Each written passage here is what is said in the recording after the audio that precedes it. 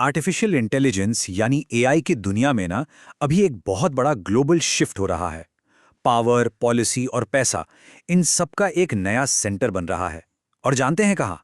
एक ऐसी जगह जिसके बारे में शायद बहुत लोगों ने सोचा भी नहीं होगा।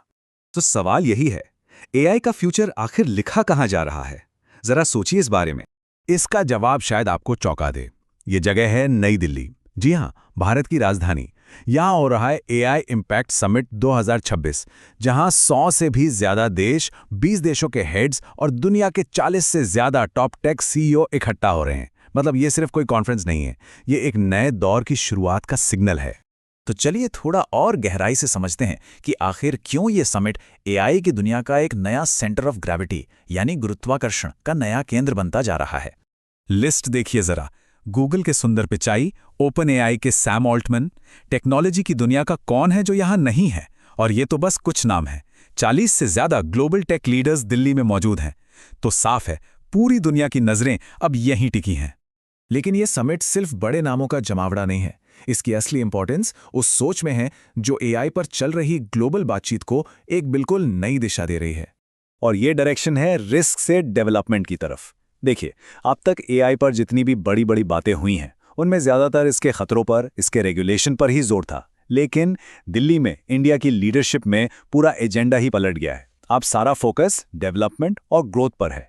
प्रधानमंत्री नरेंद्र मोदी ने इवेंट की शुरुआत करते हुए ये बिल्कुल साफ कर दिया कि भारत अब टेक्नोलॉजी का सिर्फ एक बड़ा मार्केट या कंज्यूमर नहीं है, बल्कि भारत अब एक ऐसा देश है जो एआई के फ्यूचर की पॉलिसी बनाने में एक आर्किटेक्ट की भूमिका निभाएगा। तो इंडिया का ये जो डेवलपमेंट फर्स्ट नजरिया है, ये किन प्रिंसिपल्स पर टिका है? इसके लिए 3 सूत्र दिए गए हैं। ये 3 सूत्र हैं: पीपल, प्लैनेट और प्रोग्रेस। इसका मतलब है एआई को इंसानों के फायदे के लिए इस्तेमाल करना, इसका विकास पर्यावरण का ध्यान रखते हुए करना और ऐसी तरक्की को बढ़ावा देना जो सिर्फ कुछ बड़ी कंपनियों तक ही ना रहे बल्कि सब तक पहुंचे। और ये बदलाव सिर्फ बातों या सिद्धांतों तक ही नहीं है, जमीन पर इसका असर साफ साफ दिखने लगा है। क्योंकि सीधी सी बात है, जहां अपॉर्चुनिटी होती है, कैपिटल वहीं फॉलो करता है। इस नंबर पर एक नजर डालिए, 10 करोड़। ये एक बहुत बड़ा नंबर है, पर यह है क्या? ये आंकड़ा किसी और ने नहीं बल्कि खुद ओपन एआई के सीईओ सैम ऑल्टमैन ने दिया है। भारत में हर हफ्ते 10 करोड़ एक्टिव यूजर्स हैं चैट जीपीटी के। सोचिए जरा, ये एक नंबर ही इंडिया के मार्केट के साइज और यहाँ की अपॉर्चुनिटी की पूरी कहानी बयां कर देता है। और ये सिर्फ यूजर्स की ही बात नहीं है। एआई के लिए जो फिजिकल इंफ्रास्ट्रक्चर चाहिए, वो भी भारत में बहुत तेजी से बन रहा है। एंथ्रोपिक अपना ऑफिस बैंगलोर में खोल रहा है, तो वहीं अमेजॉन, माइक्रोसॉफ्ट और इंटेल जैसी बड़ी बड़ी कंपनियां भारत में चिप्स से लेकर डेटा सेंटर्स तक सब कुछ बनाने के लिए बड़ी बड़ी डील्स कर रही हैं। और इन सबको फ्यूल कर रहा है पैसा। प्राइवेट और पब्लिक दोनों तरफ से जबरदस्त इन्वेस्टमेंट आ रहा है।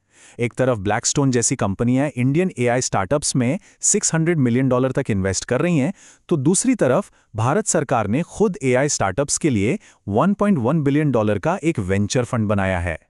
हाँ, पर एक रियलिटी चेक भी है। जब इतने बड़े स्केल पर कुछ होता है ना, तो जमीन पर थोड़ी दिक्कतें भी आती हैं। समिट के दौरान दिल्ली में शादियों का सीजन भी था, स्कूल के एग्जाम्स भी चल रहे थे। नतीजा, शहर का जो फेमस ट्रैफिक जैम है वो और भी खराब हो गया।